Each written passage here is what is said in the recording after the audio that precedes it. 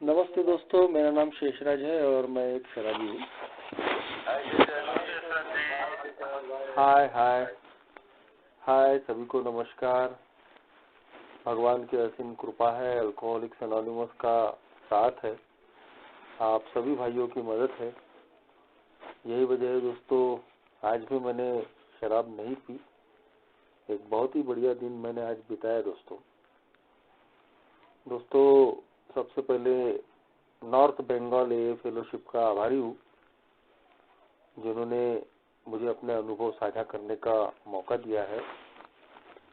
और टॉपिक भी बहुत महत्वपूर्ण है दोस्तों मुझ जैसे शराबी के लिए। Staying away from first pack, जिसको हिंदी में हम अक्सर कहते हैं कि शराब के पहले घूंट से दूर रहना। दोस्तों, अल्कोहलिक्स एनोनिमस में आने के पहले लगभग 15 साल का मेरा शराबी जीवन रहा है। घर में, पास पड़ोस में, हर जगह शराब से होने वाली बर्बादियां मैंने देखी थी, अनुभव की थी। मेरे पिताजी भी शराबी थे और एक शराबी की जिंदगी कैसे होती है, कैसे वो बर्बाद होता है, उसके परिवार को किस प्रकार की समस्याओं का सामना करना पड़ता है, इसका भुक्तभोगी मैं खुद था दोस्तों। बाहर की दुनिया में भी मैंने पास पड़ोस में, रिश्तेदारी में, अपने एरिया में शराब से बर्बाद होते हुए, मरते हुए लोगों को देखा था दोस्तों। मगर वैसी परिस्थितियों में भी कॉलेज में जाने तक का तो मेरी जिंदगी में शराब नहीं आई। अच्छी संगत थी, अच्छे लोगों में उठना बैठना था, अच्छा सोशल इन्वॉल्वमेंट था मेरा। कम समय में एक अच्छा नाम, मैंने मान सम्मान कमाया था। मगर दोस्तों, कॉलेज में जाने के बाद में पहली बार मेरी जिंदगी में शराब आई। एक दोस्त के या 4 दोस्तों ने मिलकर थोड़ी थोड़ी शराब पी थी और बिल्कुल एक आकर्षण के तहत ही मैंने वो शराब पी थी कि चलो भाई, दुनिया में इतने सारे लोगों को शराब पीते हुए देखते हैं। बर्बाद होते हुए तो लोगों को देखा ही था, लेकिन मैंने मजा लेते हुए भी लोगों को देखा था। होली, पोला, दिवाली, 31st, नहीं पीने वाले भी पी रहे हैं, मजा कर रहे हैं। तो मेरी जिंदगी में पहली बार जब मैंने शराब पी तो किसी प्रकार की कोई झिझक नहीं थी दोस्तों, कोई डर नहीं था। बहुत नॉर्मल तरीके से मैंने वो थोड़ी सी शराब पी ली। मगर मैं नहीं जानता था दोस्तों कि अपनी जिंदगी में ये जो शराब का पहला घूंट मैंने लिया है, ये बाद में मेरी जिंदगी में इतना बड़ा तूफान लाने वाला है कि मैं मौत के नजदीक जाने वाला हूँ, हर तरीके से बर्बाद होने वाला हूँ, बदनाम होने वाला हूँ। जैसी अधोगति, पतन और लोगों का मैंने जिंदगी में देखा है, वैसा ही कुछ मेरे साथ में भी होने वाला है, ये मैंने कभी सपने में भी नहीं सोचा था दोस्तों। तो बोलते हैं कि एक शराबी इस बात का अंदाजा नहीं लगा सकता कि शराब उसका कितना नुकसान करने वाली है। और वही मेरे साथ में हुआ दोस्तों। एक बिल्कुल आकर्षण के तहत और मजे की खातिर जो जिंदगी में एंजॉयमेंट के लिए जो पहली बार मेरी जिंदगी में शराब का पहला घूंट मैंने लिया, बहुत ही कम मात्रा में, ना उसका कोई नशा हुआ, ना कोई इफेक्ट आया, कुछ नहीं। बस एक ही बात हुई कि शराब की और जो मेरी दूरी थी, वो दूरी उस दिन खत्म हो गई। तुरंत उसके बाद में फिर एक ऐसा मौका आया कि जो मुझे शायद भगवान ने सावधान करने के लिए वो मौका भेजा था। जिन दोस्तों के साथ में मैंने पहली बार शराब पी, उन्हीं लोगों ने मुझे बोला, होली का त्योहार आने वाला है, आना हमारी तरफ में, एंजॉय करेंगे। तो जैसा मैंने बताया दोस्तों कि मैं अपने एरिया में वो त्योहार मैंने देख चुका था कि कैसे लोग मजा कर रहे हैं, एंजॉय कर रहे हैं, बैंड बाजा निकल रहा है, संदल निकल रहा है, नहीं पीने वाले भी पीकर मजा ले रहे हैं।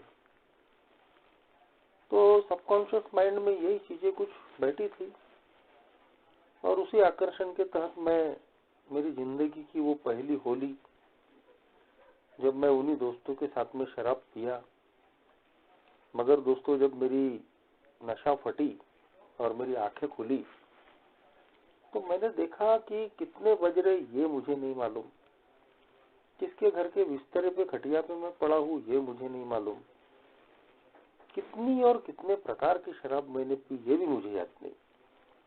यानी ब्लैकआउट में मैं चले गया था और मेरी खटिया से आसपास लोग घूर रहे थे, मेरे दोस्त बोल रहे थे अरे ये हमेशा नहीं लेता, बोले थोड़ी ज्यादा हो गई बोले।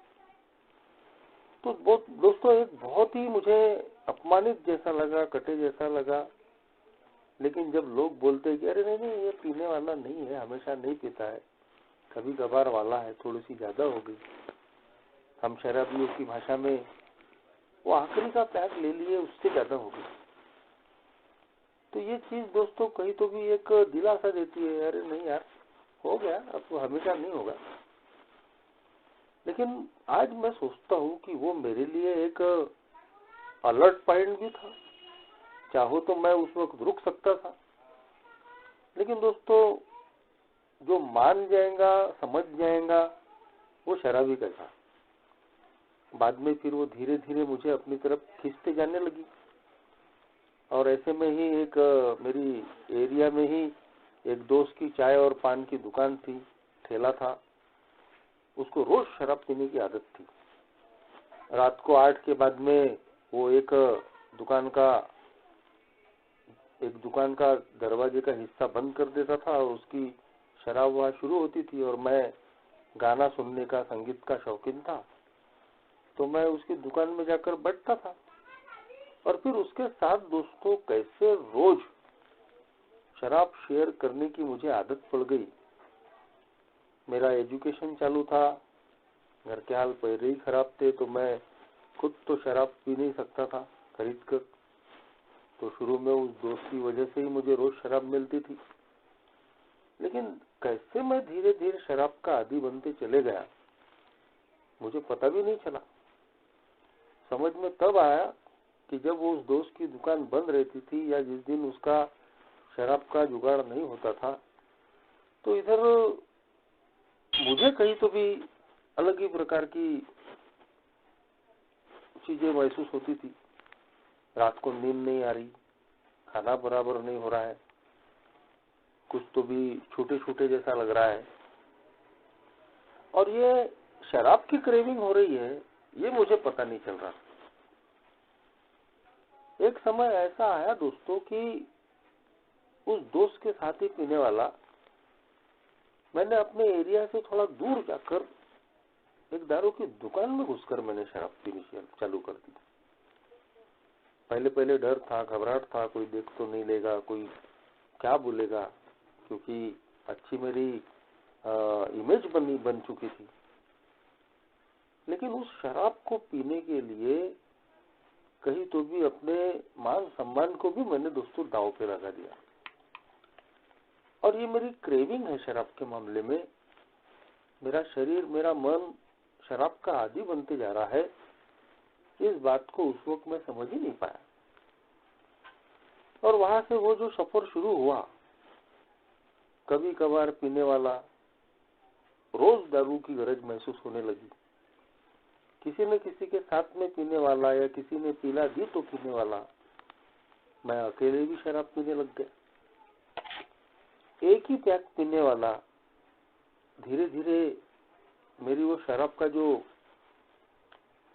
पैमाना है वो बढ़ते ही चले गया। आज भी मुझे याद है दोस्तों कि जिस दोस्त के साथ में रोज मैं शराब पीता था, तो पहला एक पैक पीने के बाद में मेरे दोस्त को दूसरा पैक लेने की आदत थी और जब उसकी देखा देखी मैं भी दूसरा पैक लेने की कोशिश करता था, तो शुरू में कई बार मुझे उल्टियां हो गई, वोमिटिंग। और मुझे याद है कि उस दोस्त ने, आज वो जिंदा नहीं है, जब मरा तो 2 छोटे छोटे बच्चे थे, आज थोड़े बड़े हो गए हैं। बिल्कुल मेरे बगल में ही रहने वाला वो दोस्त था, आज दुनिया में नहीं है। लेकिन उसकी बात आज याद आती है कि बोले यार तुझे भाती नहीं है, बोले तू एक ही पैक पी ले जा। मगर फिर वही बात है कि एक शराबी मेरे जैसा जो बहुत ही अहंकारी रहता है, इगोइस्टिक रहता है, आई एम डिफरेंट वाली फीलिंग, तो वो मान जाए तो शराबी कैसे। जबरदस्ती मैं वो दूसरा पैक लेने के चक्कर में दोस्तों कैसे मैं उस शराब को पचाना शुरू कर दिया, और मुझे लगता है कि वहीं से मेरे अल्कोहलिक बनने का सफर शुरू हुआ। फिर 1 पैक के बाद में 2 पैक, 2 पैक के बाद में 3 पैक, 4 पैक, मेरा जो कोटा है, जो शराबियों का हम कोटा कहते हैं, वो मेरा कोटा बढ़ते ही चले गए। बाद में धीरे धीरे रात की शराब कैसे दिन में आ गई, दिन की कैसे सुबह पे आ गई, ये भी पता नहीं चला। जिंदगी में बहुत सारी समस्याएं थी, पिताजी के अल्कोहलिज्म की वजह से आर्थिक स्थिति खराब थी, जैसे तैसे एजुकेशन मेरा हो रहा था, अर्निंग लर्निंग दोनों करना पड़ रहा था, तो अर्निंग और लर्निंग की वजह से कहीं तो भी 2 पैसे में जो कमा रहा था, तो वो इंडिपेंडेंट जो फीलिंग है वो भी मुझे शराब पीने के लिए मदद कर रही थी। रात को शराब का जुगाड़ करने के लिए मुझे याद है कि मैंने जहाँ भी मैं काम करता था वहाँ छोटी मोटी हेरा फेरी करनी मैंने शुरू कर दी, क्योंकि रात को शराब का जुगाड़ करना पड़ता है। तो कैसे शराब धीरे धीरे मेरी गरज बन गई थी, और उस गरज ने कैसे मेरा नैतिकता का अधपतन करना शुरू कर दिया था, कैसे मैं स्पिरिचुअली बैंकरप्ट हो रहा था। झूठ बोलना, लोगों के पीछे पड़ना, चोरी करना, टोपी पहनाना, बेईमानी करना, ये नैतिकता के अधपतन शराब के बढ़ने के साथ साथ बढ़ते ही चले गए दोस्तों। जैसा मैंने बताया कि घर की परिस्थितियां, घर के हाल पहले ही खराब थे, तो उन चीजों का भी फ्रस्ट्रेशन, मेरे जैसा शराबी भावनात्मक रूप से कमजोर होता है, मगर ये में आने के बाद पता चला कि सिर्फ मैं भावनात्मक रूप से कमजोर ही नहीं हूँ, मैं भावनात्मक रूप से बीमार इंसान हूँ, इमोशनली सिक। अपनी भावनाओं को संयमित रखना मुझे नहीं आता और मैं भावनाओं में बह जाता हूँ। तो आज मैं बोल सकता हूँ कि मेरा शराबीपन एग्जेगरेट करने में मेरे इस भावनात्मक कमजोरी का बहुत बड़ा रोल था। पिताजी के प्रति गुस्सा, खुन्नस की भावना, जीवन में जो नहीं पा रहा हूँ दूसरे लोग पा रहे हैं तो फ्रस्ट्रेशन, निराशा की भावना, बाकी लोगों को सब मिल रहा है, मुझे नहीं मिल पा रहा है, मैं जैसा चाहता हूँ वैसी जिंदगी में मैं नहीं पा रहा हूँ। तो ये सारी जो चीजें थी दोस्तों, इन सारी चीजों ने मेरे शराबीपन को बढ़ाने में ही मदद की। धीरे धीरे धीरे धीरे एक प्रोग्रेसिव डिजीज बोला गया है अल्कोहलिज्म को, जो ए में आने के बाद ही सारी चीजें पता चली। तो जैसे जैसे शराब का स्तर बढ़ते चले गया, वैसे वैसे मेरी जिंदगी की बर्बादियां भी बढ़ते चली गई। शुरू में जब लोग मुझे समझाते थे तो मैं बोलता था कि मेरा बाकी के लोगों के जैसा पीना नहीं है, मैं उधार नहीं पीता, मैं अकेले नहीं पीता, मैं अच्छी क्वालिटी की पीता हूँ, मैं कभी कभार पीता हूँ, मैं बाकी के लोगों के जैसा कहीं गिरा पड़ा नहीं रहता, मैं गाली गलौज नहीं करता, मेरा कोई नुकसान नहीं हुआ है। और एक नया घमंड, देखो मैं इतनी पीता हूँ लेकिन मैं हिलता भी नहीं बॉस, और ये देखो बाकी के लोग थोड़ी सी पीते हैं और कितना तमाशा बताते हैं। तो डिजीज ऑफ डिनायल, न मानने वाली बीमारी, आज समझ में आता है। लोगों की सलाह, लोगों के मशवरे, बुजुर्गों के, माँ बाप के, दोस्तों के, रिश्तेदारों के, सारे मैं दरकिनार करते चले गया।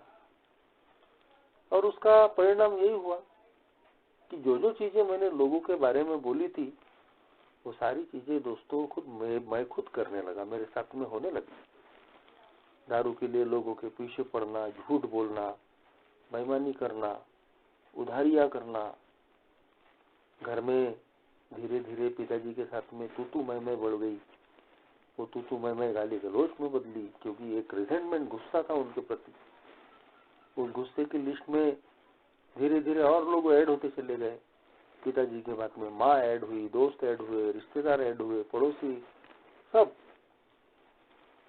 और इन सारे निगेटिव फीलिंग्स ने पूरी तरीके से मुझे अंदर बाहर से बर्बाद करके रख दिया। एक 24 आवर्स का शराबी, 24 घंटे का, कैसे मैं बन गया पता भी नहीं चला। एजुकेशन शराब पीते पीते ही मैंने कंप्लीट किया, एक अच्छे व्यवसाय में गया। लेकिन दोस्तों उस व्यवसाय में नोबल प्रोफेशन कहा जाता है, वहां दारू की बॉटल नहीं निकल गया। और दोस्तों इस शराबीपन की वजह से मैंने शुरू होने के पहले ही अपना जो प्रोफेशन है वो पूरा खराब कर दिया। जो गुडविल कहा जाता है वो सारा गुडविल मैंने खराब कर दिया था। तो इस तरीके से मेरा शराबी जीवन रहा। 2003 में मैं मरते मरते बचा। टीबी हो गई थी, 35 किलो का वजन, हड्डियों का ढांचा। 11 महीने कहीं तो भी मैं शराब नहीं पी थी दोस्तों। उस वक्त 4-5 महीने मैं बेड रिडन रहा। और उसके बाद 4-5 महीने मुझे बैसाखियां लगी, क्योंकि एक पांव से हल्का सा थोड़ा लंगड़ापन भी आ गया था मुझे। और उस वक्त 2003 में लगभग मेरी रस्सी कटने ही वाली थी। सारा बंदोबस्त हो चुका था, मगर शायद भगवान की इच्छा नहीं थी, भगवान के दिमाग में और कोई प्लानिंग होगी। उस वक्त तो मैं भगवान को भी नहीं मानता था, कंप्लीट नास्तिक था मैं। ए में आने के बाद ही मैंने सही मायने में प्रार्थना की। ए में आने के पहले तो मैं ना प्रार्थना करता था, ना भगवान को मानता था। पर आज मैं मानता हूँ कि कोई तो भी हायर पावर है कि जिसने मुझे जिंदा रखा। नहीं तो मेरा बचना तो 2003 में ही मुश्किल था दोस्तों। मगर देखिए कि बेईमानी कितनी होती है एक अल्कोहलिक में। एक नई जिंदगी मुझे 2003 में मिली थी। 11 महीने बीमार रहने के बाद में, बैसाखियों पे आने के बाद में मैं ठीक हुआ, दुरुस्त हुआ और अपने काम धंधे पे मैं लौटा। और ये विचार करके लौटा कि नहीं, इसके बाद में शराब नहीं पिएंगे, यहाँ से एक नई जिंदगी शुरू करेंगे। लेकिन दोस्तों बोलते हैं कि हमारा जो अज्ञान है वही हमारा नाश करता है। और सही बात थी कि मुझे ना तो अल्कोहलिज्म के बारे में मालूम था, ना उस बीमारी के बारे में कहीं पता था। और दूसरी बात, जो एक चीज मैं जानता था कि शराब मेरे लिए खराब है, मुझे मरते मरते मैं बच चुका हूँ, मैं बदनाम हो चुका हूँ। तो वहाँ डिजीज ऑफ डिनायल का पहलू था, न मानने वाली बीमारी। तो 11 महीने के बाद फिर एक बार कुछ लोगों के साथ में एक बार में बैठने का मौका आया। और मैं विचार करके ही बैठा था कि मैं शराब नहीं पीऊंगा। लेकिन जब उन्होंने शराब सर्व करना शुरू किया, फोर्स किया, अरे ले ले, कुछ नहीं होता, थोड़ी सी है, इंग्लिश है। जैसे ही उन्होंने पैक बनाया दोस्तों, पता नहीं कैसे मेरा हाथ वहां चले गया। बहुत ही कम मात्रा में वो शराब थी। उसके पहले तो मेरा बहुत ही लंबा कोटा था, पूरा फुल ग्लास में एक इकट्ठा मारता था, एक बम्पर के तक मेरा कोटा था। और इसलिए जब वो 11 महीने के बाद लंबी बीमारी से उठने के बाद जो शराब का प्याला मेरे सामने में रखा गया था, उसमें बहुत ही कम मात्रा में शराब थी।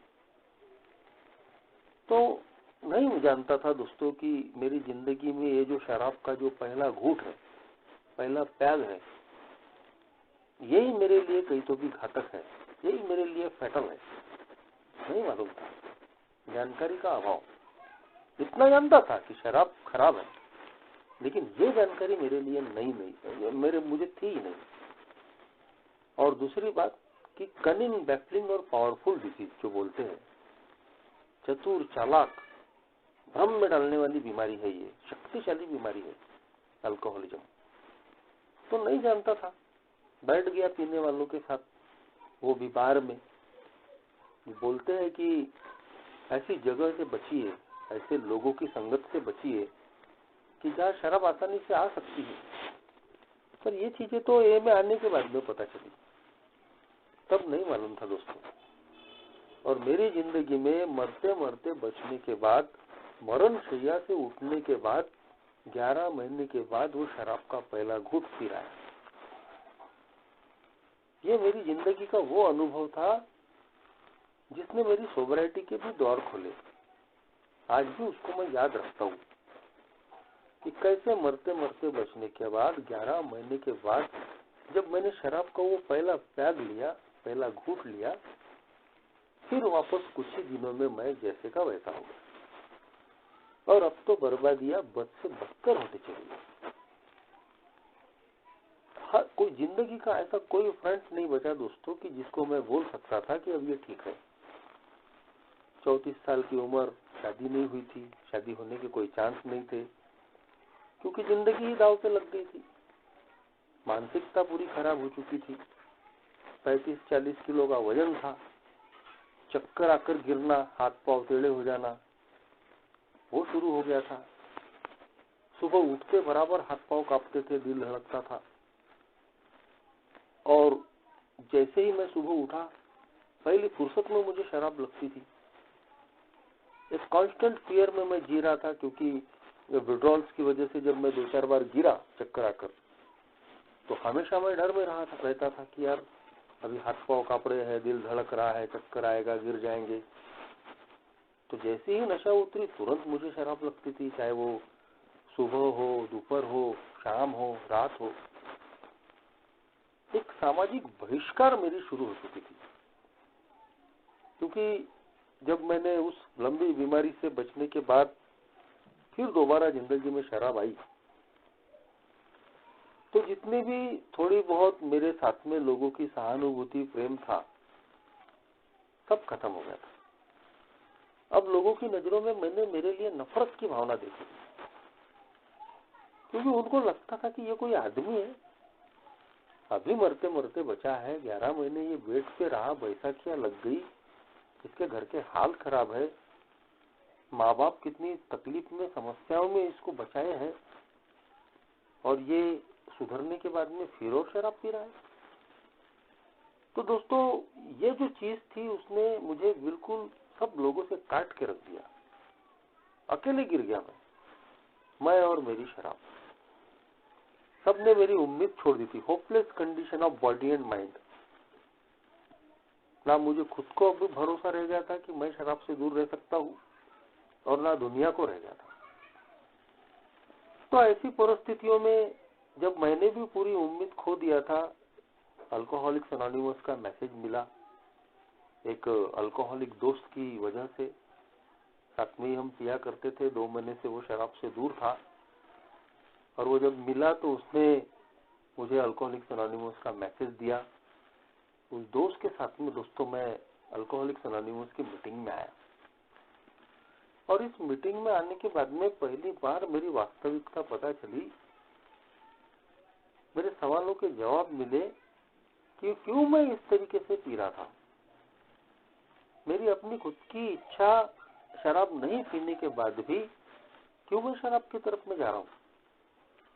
मैं घर से सोच के निकलता हूँ कि मैं ज्यादा नहीं पीऊंगा, थोड़ी सी पीऊंगा, वापस आऊंगा, खाना खाऊंगा, आराम करूंगा, एंजॉय करूंगा। लेकिन मेरे साथ में ऐसा क्यों नहीं हो पा रहा कि जैसे ही मैं शराब का पहला घूंट लेता हूँ, फेंक लेता हूँ, उसके बाद में मुझे और शराब और शराब और शराब लगना शुरू हो जाता है। तो यहाँ आप लोगों ने अपने अनुभव से मुझे बताया दोस्तों, किसी डॉक्टर ने नहीं बताया, किसी साइकेट्रिक ने नहीं बताया। जो लोग बता रहे थे वो मेरे ही जैसे मेरे शराबी भाई थे, जो अपने अनुभव से बता रहे थे कि ये अल्कोहलिज्म नाम की डिजीज क्या है, कैसे मैं शराब के मामले में पागल हो जाता हूँ। मेंटल ऑब्सेशन कि दारू पीने का विचार अगर पैदा हो जाए तो मेरे जैसा शराबी शराब पी के दम लेगा ही लेगा। हालात कैसे भी रहे, परिस्थितियां कैसी भी रहे, 24 घंटे दारू के बारे में सोचने वाला। जब मैं पीते नहीं रहता हूं तब भी मैं दारू के बारे में विचार करते रहता हूं। और फिर उसके बाद में फिजिकल एलर्जी, एक शारीरिक खिंचाव। कई प्रकार की एलर्जियां मैंने सुनी थी दोस्तों। किसी को अंडे की एलर्जी होती है, किसी को एक मूंगने की फल्ली आती है उसकी एलर्जी, किसी को धूल की एलर्जी। तो यहाँ मुझे बताया गया कि अल्कोहल की भी एलर्जी होती है और वो हर शराब पीने वाले को नहीं होती। ये हम में से ही कुछ प्रतिशत, जैसे हम जैसे जो शराबी है, उन लोगों को ही ये अल्कोहल की एलर्जी होती है। उनकी शारीरिक संरचना बदल जाती है जिसकी वजह से चाहे वो कितने भी दिन, कितने भी महीने, कितने भी साल शराब से दूर रहे, लेकिन उसके बाद में जब भी वो शराब का पहला पैक, पहला घूंट लेंगे, उनकी एलर्जी जाग जाएगी और उनका शरीर उनको डिमांड करना शुरू कर देगा शराब। और पूरे 15 साल यही सब कुछ मेरे साथ में होते रहा। जैसा 2003 की बीमारी की बात का उदाहरण मैंने आपको बताया, तो ऐसे ही उदाहरण मेरी जिंदगी में दर्जनों पड़े थे कि मैं घर से निकलता हूँ एक पैक पीने के लिए सोच के, और लोगों को भरोसा दिलाता हूँ कि यार मैं ज्यादा नहीं लूंगा, एक पैक पीऊंगा, वापस आऊंगा। लेकिन ऐसा कभी होता ही नहीं। जैसे ही शराब का पहला घूंट पेट में जाता है, क्या होता है पता नहीं। अभी तो कुछ नहीं हुआ, अभी तो गला तर नहीं हुआ, और थोड़ी सी ले लेते हैं, और थोड़ी सी ले लेते हैं, और थोड़ी थोड़ी करते करते आखिरकार जो एक शराबी का जो कोटा कहा जाता है, जब तक वो कोटा उसका पूरा नहीं होता उसको समाधान ही नहीं होता। कोटे के ऊपर शराब चल जाएगी लेकिन कोटे के नीचे उसको शराब नहीं जमती है। और एक शराबी दोस्तों बेहिसाब शराब पी सकता है जिसकी कोई लिमिट नहीं। मगर दोस्तों कुदरत ने और भगवान ने 2 सेफ्टी वॉल उसको दिए। शायद ये जो 2 सेफ्टी वॉल नहीं होते तो एक शराबी मेरे जैसा अल्कोहलिक शुरू करता और मरने के बाद ही खत्म करता। वो 2 सेफ्टी वॉल है दोस्तों कि जब बहुत ज्यादा शराब हो जाती है तो या तो हम वोमिटिंग करना शुरू कर देते हैं, उल्टियां करना शुरू कर देते हैं, और तब हमारी शराब रुक जाती है। और दूसरा कि हम ब्लैकआउट में चले जाते हैं, बेहोश हो जाते हैं। नेचर ने, कुदरत ने ये 2 चीजें मेरे जैसे शराबी के साथ में नहीं रखी होती तो शायद हम शराबी लोग बिल्कुल अपने मौत अपने गले लगा लेते और हमारी शराब नहीं रुकती थी। तो ये मेरी अपनी जो वास्तविकता है कि वो जो मेरा जो बहाने होते थे कि यार रात को तूने गड़बड़ क्यों कर दी, क्यों बेहोश हो गया, क्यों तूने तमाशा किया, तो मैं कहता था कि अरे यार वो आखिरी का जो पैक लिया ना उसकी वजह से थोड़ा गड़बड़ हो गई। ये मैंने सुन लिया था लोगों से कि जब भी बहुत ज्यादा शराब हो जाए, कोई तमाशा हो जाए, तो ये बहाना फिट कर दो, फलाने ने फोर्स कर दिया था यार। यदि हम जैसे शराबियों को ये जो 2 गिफ्ट नहीं मिली होती कि बहुत ज्यादा शराब होने के बाद या तो हम उल्टियां करना शुरू कर देते हैं या फिर बेहोश हो जाते हैं, तो शायद ही मेरे जैसा शराबी जिंदा रह पाता था। एक अल्कोहलिक, सभी शराब पीने वाले नहीं। तो ये सारी चीजें दोस्तों इस ए में आने के बाद ही मुझे पता चली कि कैसे मेरे शरीर की संरचना बदल चुकी है। मेरा जो शरीर है वो एक एलर्जी का शिकार हो चुका है, अल्कोहल से एलर्जी का, और जिसकी ही वजह है कि मैं चाहे कितने भी दिन, कितने भी अंतराल में शराब से दूर रहूं, ये जो शरीर एक बार बदल गया है, अब ये पहले जैसा नॉर्मल होने वाला नहीं है। एएमए मैंने आने के बाद में शराब पीने वालों की कई कैटेगरियां सुनी थी। कोई सोशल ड्रिंकर है, कोई प्लानिंग ड्रिंकर है, कोई वोकेशनल ड्रिंकर है, और इन सब लोगों को मैंने देखा भी था कि कैसे उनके पीने से किसी को कोई परिणाम नहीं होता, ना उनके परिवार पे, ना काम धंधे पे।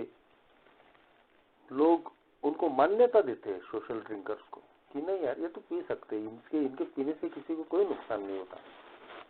प्लानिंग ड्रिंकर, ओकेशनल ड्रिंकर, कभी कभार पीने वाले, प्लान करके पीने वाले, थोड़ा ज्यादा भी पी लेंगे लेकिन बाद में शराब को ना भूलने की ताकत वो रखते हैं।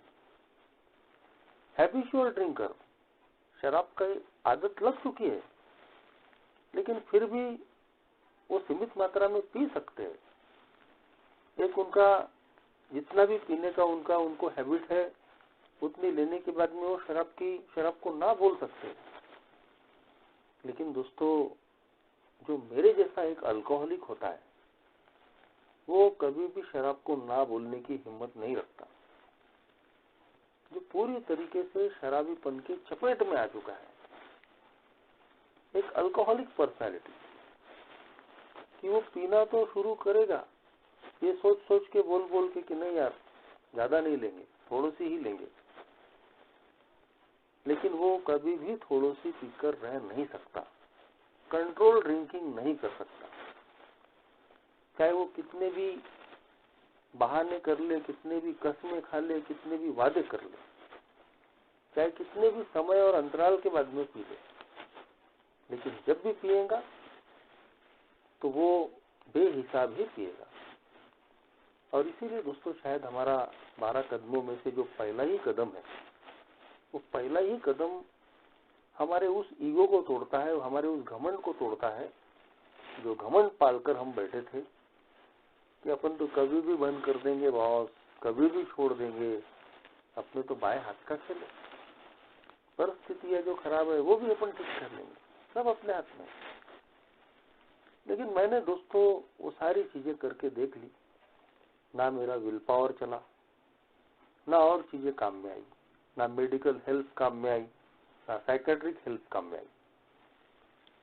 और इसीलिए जब मेरी वास्तविकता अल्कोहलिक्स एनोनिमस ने अल्कोहलिज्म के बहाने सामने में रख दी कि मैं एक अल्कोहलिक हूँ, मैं बाकी के शराब पीने वालों जैसा normal drinker, occasional drinker, planner drinker नहीं हूँ, मैं हैबिचुअल ड्रिंकर की भी श्रेणी में नहीं आता। मैं पूरी तरीके से एक आदी बन चुका, एक अल्कोहलिक पर्सनालिटी हो चुका हूँ। एक अच्छा शब्द है उसके लिए जो मुझे अभी याद नहीं आ रहा है, कि मैं एक ऐसा शराबी हूँ कि जो शराब का विचार आने के बाद में पूरी तरीके से पागल हो जाता है। वो ये नहीं देखता कि उसके हालात कैसे है, ना उसको रेपुटेशन की चिंता होती है, एक दिन पहले बहुत बड़ा हादसा हुआ होगा, सब कुछ वो भूल जाता है। इतनी शराब पावरफुल होती है। एक शराब के मामले में एक जुनून, एक पागलपन का शिकार हो जाना। और ठीक वैसे ही शारीरिक अवस्था ऐसी बदली है कि जैसे ही शराब का पहला घूंट, पहला पैक पेट में जाता है, हमारी एलर्जी जाग जाती है और हमारा शरीर हमको डिमांड करना शुरू कर देता। दोस्तों, आज देखते देखते में शराब से दूरी के 15 साल हो गए। अगस्त महीने में ही मैंने शराब की दूरी के 15 साल पूरे किए हैं। लेकिन दोस्तों, आज मैं अपने आप के बारे में जानता हूँ। मेरे अपने पुराने अनुभव मेरे साथ में है, 15 साल के अल्कोहलिज्म के, कि मैं कभी भी कंट्रोल ड्रिंकिंग नहीं कर सकता। और मैं ऐसी बीमारी का शिकार हूँ कि जो कभी दुरुस्त नहीं हो सकती, इनक्यूरेबल डिजीज कहा गया है। जैसे एक डायबिटिक रहता है कि जो एक बार वो डायबिटिक बन गया तो मरते दम तक डायबिटिक ही रहने वाला है, तो वैसे ही once an alcoholic always an alcoholic. चाहे मैं कितने भी दिन, कितने भी हफ्ते, कितने भी महीने, कितने भी साल शराब से दूर रहूंगा। जैसा मैंने बताया कि अभी मुझे 15 साल हो चुके हैं, लेकिन मैं जानता हूं दोस्तों, बीमारी ठीक नहीं हुई है। आज भी अल्कोहलिज्म का मैं शिकार हूं, आज भी मैं एक अल्कोहलिक हूं। इन 15 सालों के बाद में यदि अभी मैंने वो प्रयोग करके देखा कि 15 साल से तो पिया नहीं यार, देखते हैं प्रयोग करके, थोड़ी सी ले लेंगे। अब तो सब मालूम है, अल्कोहलिज्म भी मालूम है, one day at A time भी मालूम है, मीटिंग भी है अपने पास, तो आज के दिन ले लेते हैं। आज होली है, पोला है, दिवाली है, दोस्त मिले हैं पुराने, बच्चा हुआ है या किसी की मौत हो गई है, अनगिनत बहाने हैं, हजारों बहाने हैं हमारे पास। तो आज के दिन ले लेते हैं, कल से बंद कर देंगे। लेकिन इन 15 सालों में मैंने देखा हूं दोस्तों, ऐसे जो प्रयोग एक्सपेरिमेंट करने वाले कई लोग, ए के बाहर जाने के बाद में उनमें से कई दुर्भाग्यशाली लोग वापस नहीं आए। कई लोग आज दुनिया में नहीं है। मैंने बहुत करीबी लोगों को खोया हूं, अपने करीबी दोस्तों को खोया हूं। जिस एरिया में मैं रहता हूं वहां हर घर में एक मौत देखी है। उसमें जवान भी है, बूढ़े भी है, सभी एज के हैं। इन 15 सालों में अनगिनत लोगों को मैंने मैसेज कैरी किया है, लगातार एक के टच में रहा हूं मैं। कोई गिनती नहीं है कि कितने लोगों को मैंने मरते हुए देखा है।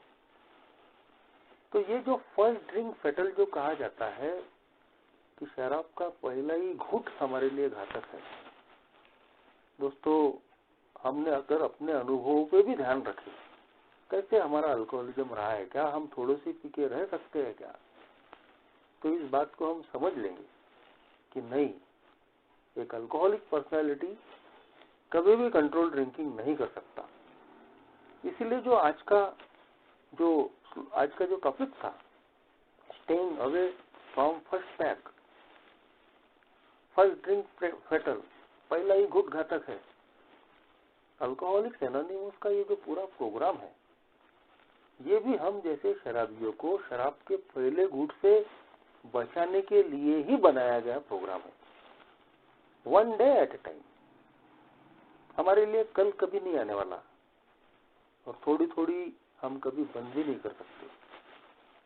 ए में इसीलिए बोला गया, कल क्या होने वाला है किसी को नहीं मालूम। ए का प्रोग्राम सिर्फ आज के दिन का है, one day at A time, आज के दिन और अभी। और दूसरी बात, सारी कोशिश मुझे सिर्फ एक दिन के लिए ही करनी है। यदि मैं आज के दिन अपने आप को शराब के पहले जहरीले घूंट से दूर रखता हूँ, तो मेरी जिंदगी में भगवान और भी कई चीजें दे सकता है। जैसा शुरू में मैंने बताया दोस्तों कि एक शराबी कभी इस बात का अंदाजा नहीं लगा सकता कि शराब उसका कितना नुकसान करने वाली है, क्योंकि वो जितना अंदाजा लगाता है उससे कई गुना ज्यादा उसका नुकसान होता है। ठीक वैसे ही दोस्तों, अल्कोहलिक्स एनोनिमस में आने के बाद शराब से दूर रह के हमारी जिंदगी में कितना फायदा होने वाला है, इसका अंदाजा भी एक ए मेंबर नहीं लगा सकता। मैंने भी 15 साल पहले ये अंदाजा नहीं लगाया था कि मेरी जिंदगी में मैं इतना कुछ पा पाऊंगा। जितना मैंने अंदाजा लगाया था उससे कई गुना ज्यादा आज मैंने पाया है। तो इसीलिए दोस्तों, एक बहुत ही सिंपल सरल बात अल्कोहलिक्स एनोनिमस ने अपने प्रोग्राम के माध्यम से मेरे सामने में रखी कि मैं शराब के मामले में पावरलेस हूँ, पूरी तरीके से कमजोर हूँ, शक्तिहीन हूँ। इसको मैं कंट्रोल ढंग से नहीं पी सकता, इससे अकेले मैं दूर नहीं रह सकता, मुझे मदद की आवश्यकता है। मैं डिफीटेड इंसान हूँ, कमजोर इंसान हूँ, मेरा घमंड तोड़ के रख दिया, मुझे कहीं तो भी हार माननी पड़ी। सरेंडर टू विन, अगर जीतना है तो हार मान लो। और दोस्तों, वो शराब के मामले में मेरा घमंड टूटा, मैंने हार मानी, इस बात को कबूल किया कि हाँ, मैं एक अल्कोहलिक हूँ, अल्कोहलिज्म नाम की बीमारी में आ चुका हूँ, मैं कंट्रोल ड्रिंकिंग नहीं कर सकता, मैं अपनी बदौलत शराब से दूर नहीं रह सकता। अल्कोहलिक्स एनोनिमस ने, इस प्रोग्राम ने मुझे गले से लगाया, मेरा हौसला अफजाई की और बोले आते रहो, one day at A time. और यहाँ मैं इस बीमारी को कबूल करके रुक गया और एक एक दिन करते करते कैसे 15 साल बीत गए। 15 साल की बोनस लाइफ में जी रहा हूँ दोस्तों। शराब से दूर हूँ, शादी नहीं हुई थी, ये मैं आने के बाद में शादी हो गई, 2 बच्चे हैं, प्रोफेशन पूरा जो खराब हो चुका था आज ठीक ठाक है। मैं अपना पेट भर सकता हूँ, अपने परिवार का पेट पाल सकता हूँ। सोशल बायकॉट झेलने वाला इंसान, फिर से लोगों ने मुझे अपना लिया है। एक बेहतरीन जिंदगी, एक हैप्पी जॉय फ्री लाइफ आज इस प्रोग्राम की बदौलत।